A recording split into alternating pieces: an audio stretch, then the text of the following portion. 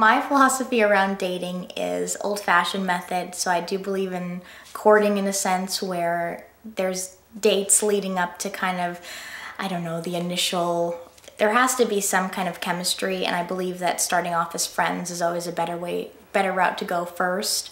And then if it develops from there, I do like someone to ask, you know, to be your girlfriend or to have that relationship kind of solidified by the question, I guess. I really would like to have kids, hopefully boys, and hopefully they're sports players.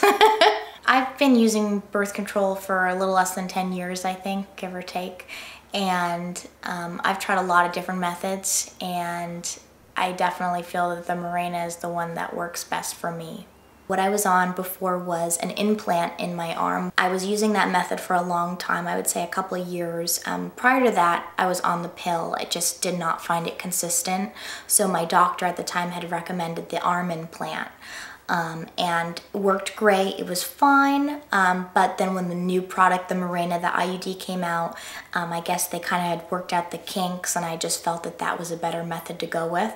And it's great. It was an easy insertion. The doctor was wonderful. For the first couple months, they did warn me that there would be kind of abnormal bleeding, which there wasn't. It wasn't out of control because I usually have regular periods anyway, so maybe a couple days through the month I would spot, and that was for the first 6 months. But then after that, my periods have been very, very light, maybe 2 days at most. When I signed up for the Mirena originally, my medical provider actually covered the cost, and I just actually had a $15 or I believe $20 copay, so it was awesome because it was only $15 or $20 and they covered the rest. If I had to do the Mirena all over again, I would definitely pay for it up front if I didn't have medical coverage, because it definitely outweighs, it has more benefits than not, and it definitely outweighs having to pay for, say, the pill or the patch every single month. It's good for 5 years,